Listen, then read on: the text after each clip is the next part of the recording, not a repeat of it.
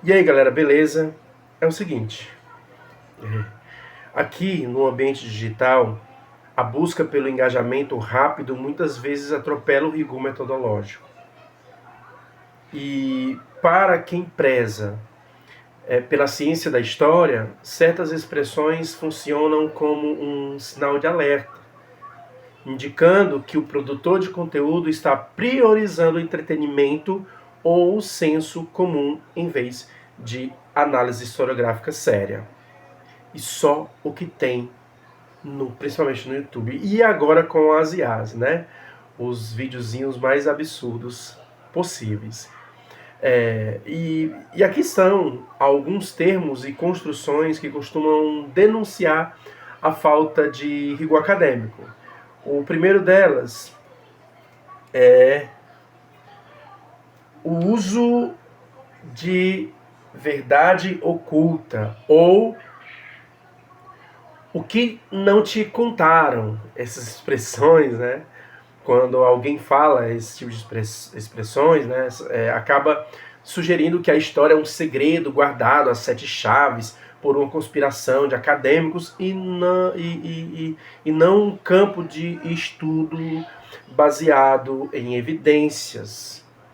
No meio acadêmico, não se trabalha com verdades reveladas, mas com interpretações fundamentadas em fontes.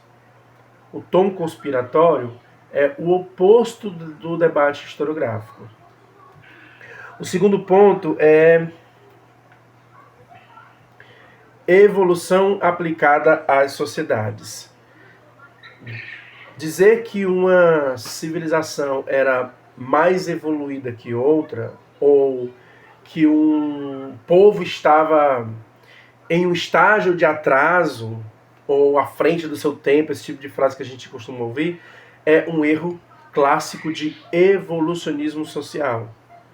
A historiografia contemporânea entende que as sociedades são diferentes e complexas em suas próprias trajetórias e não degraus em uma escada única de progresso. São diferentes, não melhores que outras, certo? Anacronismos moralizantes.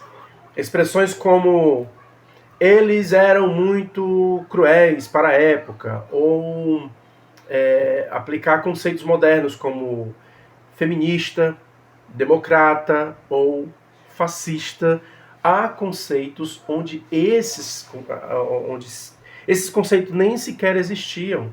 O rigor acadêmico exige entender o sujeito histórico dentro de sua própria mentalidade e sistema de valores, sem projetar o nosso tribunal moral sobre o passado. É por isso que não posso dizer que a Bíblia é machista, é homofóbica, esse tipo de coisa, porque são expressões atuais. Outra coisa é, sempre foi assim ou naturalmente. A história é a ciência da mudança e da especificidade.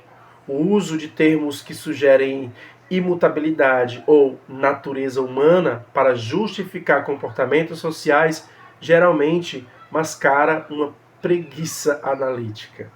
Nada na organização social é natural.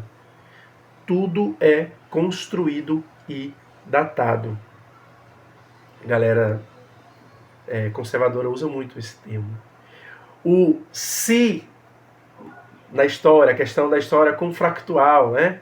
Ou seja, embora o exercício de imaginação possa ser interessante na literatura, afirmações categóricas como se tal líder não tivesse morrido, o país seria uma potência, descaracterizam o rigor. A academia foca no que aconteceu e nas causas estruturais, evitando o determinismo de indivíduos isolados ou o puro exercício de adivinhação. Aqui no YouTube tem um canal contrafactual, em que eles contam histórias caso se não tivesse abolido a escravidão, ia ser assim, sabe? Tipo isso. É outra coisa a palavra descobrimento sem usar a devida crítica, né? O uso do termo descobrimento para regiões que já eram habitadas, sem qualquer menção à perspectiva do encontro ou da invasão demonstra um apego a uma historiografia eurocêntrica e ultrapassada, ignorando décadas de produção sobre a história das populações nativas. Eu me refiro isso à história do Brasil. Quando fala descobrimento, a gente está pelo viés europeu. A população aceitou passivamente.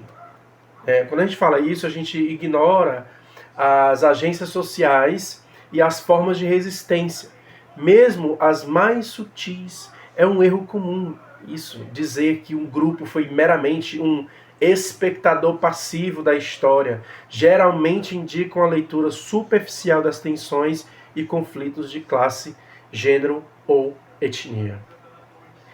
Se usa muito isso na história para dizer que não vou muito longe não, tá? Quando a gente fala que aceitou passivamente, a gente está deixando de lado a luta de alguns grupos, né?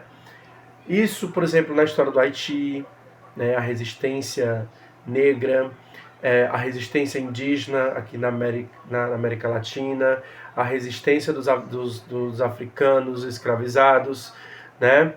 Quando a gente fala que a princesa Isabel aboliu a escravidão, né, graças à princesa Isabel que os escravizados foram libertados, a gente está negando a luta dos escravizados e também os abolicionistas, o contexto do tempo, né, que era a pressão da Inglaterra.